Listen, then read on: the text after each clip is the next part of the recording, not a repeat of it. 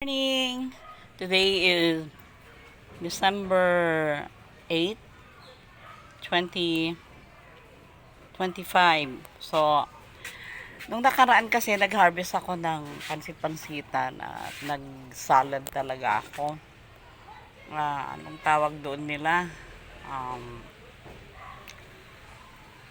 Ginaya ko yung ginawa nung yung content niya sa pansit-pansitan. Masarap talaga. Nilagyan ko rin ng itlog na pula at kamati, ensalada. Yan. Okay, nag-harvest ako. Ayan na. Ito naman yung mga sili. Araw-araw ang dami kong siling na kaya nga sabi ko ako ay gagawa na naman ng chili garlic at may isa rin okra. At ang dami ko kasi ng pansit-pansitan. Ayan Ayan, pansit-pansitan yan. So, pag mataba po ang lupa nyo at talagang ang gusto niya yung lagi kayo nagdidilig. Ayan. Lagi nyo dinidiligan ang garden ninyo. Ayan, ang dami nyo yan. Ayan. Puro yan pansit-pansitan. So, wala kayong problema. Ayan, kung insaladang pansit-pansitan, ang dami. Ayan, maski sa mga paso. Ito, nakikita nyo. Kalamansi yan, nasa paso yung kalamansi. O, ayan yung sa paso, may mga pansit-pansitan. So, walang problema.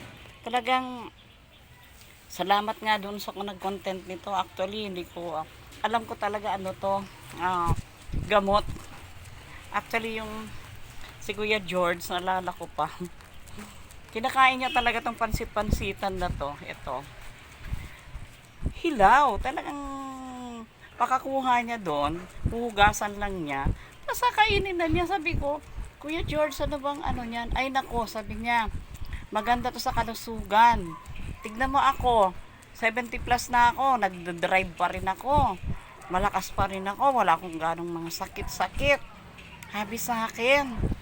Kaya ngayon, sabi ko, totoo pala. Kaya may nag-content na patungkol sa pagluluto ng pansit-pansitan. So, ginaya ko rin. Ensalada, masarap. At ngayon, yung ensalada kasi hindi ko na naipakita sa inyo. Alam niyo naman, makakalimutin na ako. So, bale, ngayon, yung torta, lalagyan ko siya ng itlog. Kaya, alam niyo, pag may garden kayo, hindi nyo naman, actually, itong pansit-pansitan, hindi naman talaga kailangan itanim ito Hindi ko alam kung dala siya ng ibon kasi maraming ibon dito. Tapos, siguro pwedeng dala siya ng ibon and then, dumami ng dumami. Ang mahalaga lang naman sa kanila mataba yung lupa. Ayan. So, salamat at talagang natutuwa talaga ako dito sa aking garden. Ayan, na-harvest ko na naman ngayon. Ngayong araw, December 8 ngayon. Meron pa nga akong nakaligtaan dito Kailang bukas ko na naman sila. Kasi parang araw-araw po, talagang bibigyan ka talaga ng sili na to ng araw-araw ng hinog na bunga. Ayan. So, salamat at talagang masayang-masaya ako sa aking garden. Ngayon, nagtanim na naman ako. At itinanim ko naman ngayon ito. Ayan. Di ba ang ganda? Snake plant siya, kaya lang yellow yung niya. So, yun yung tinanim ko. Tapos, ito naman, snake plant din siya, pero sa kanya naman green, tapos may yellow siyang din. Parang anong tawag doon? Parang yung sa amin kasi sa Bicol, bilit o yung nasa gilid. So, masaya ako. Alam niyo, nalilibang ako. Salamat sa Lord. At tignan niyo naman ang aking ampalaya. Ayan, hindi ko pa siya, nasa labas meron din. Hindi ko pa siya kinukuha. Ayan. Siguro tomorrow pwede ko na siyang pitasin. Kasi ito na yung ampalaya na mga natural. Talagang ang laki niya, ganyan na lang. So gusto ko nga bumili nabili ko kasi yung parang natural lang siya. So hindi siya gaanong lumalaki. Pero masarap saka masustansya. Ayan ang dami niyang bunga. Ayan. Kaya lang, talagang ang laki niya ay ganyan na lang. Ayan. So ito naman yung aking kalabasa. Yan.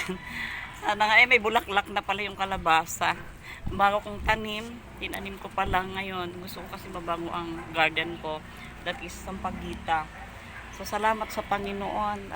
Ayan, ang dami-dami pansit-pansitan, no. Hindi ko ho yung tinanim. Pero yung kusa lang po siyang tumutubo. Ayan. So salamat sa Panginoon. Thank you. Thank you po sa pagsubaybay nyo sa aking hardin. Ayan.